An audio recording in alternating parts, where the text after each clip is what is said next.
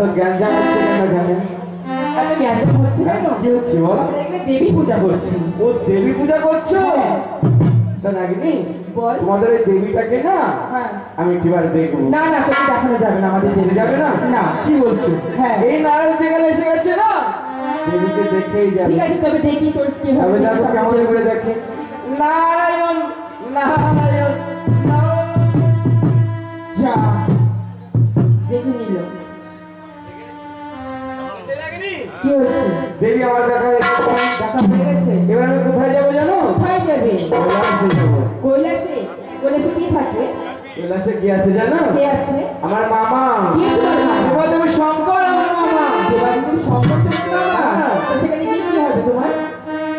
সেখানে কি করবে? আরে শোনো নমস্কার। হ্যাঁ বল। ওই পথে ধরে নিমতলা শ্মশানে থেকে আসলাম তোর মামা। হ্যাঁ গাঁজা পাচ্ছে, রিপো খাচ্ছে। বলবি না। ছাই বস্ত্র মেখে বসে আছে। আরে গাঁজা বলছিল না, দেখে নিয়ে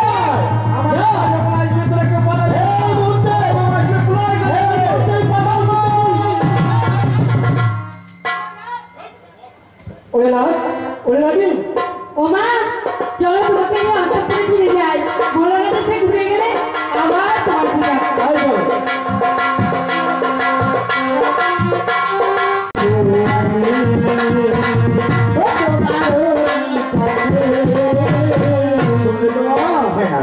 আরে বিলম্ব নেই না, এবার আমাকে নিয়ে চলো সেই পাতাল। বেশ মামা, চলো না।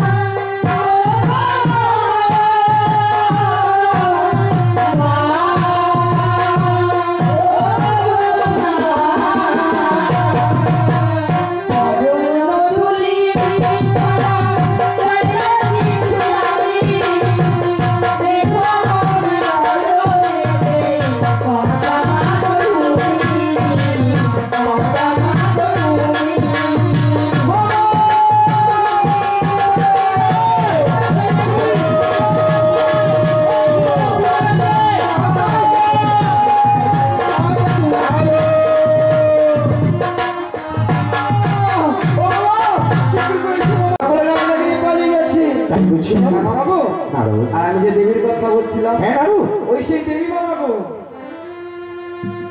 নারু বাবা, এবার তুমি এসো না। এসো মামা। তাই তো নারদ তো সত্য কথা বলেছে। আজ আমি কি দেখছি, এই যে দেখছি সত্য সত্য পাতাল তোমাকে এক ছোট্ট রমণীর আবির্ভাব হয়েছে। কিন্তু এই সুন্দর রমণীকে দেখার পরে ক্রমশ যে আমার কাম শক্তি জাগরিত হয়ে উঠেছে। তাই বলছি, ওগো সুন্দরী, কেন রয়েছ দূরে দাঁড়িয়ে? একটি বার এসো, এসো সুন্দরী, আজ আমাকে আলিঙ্গনে ধরে দাও সুন্দরী।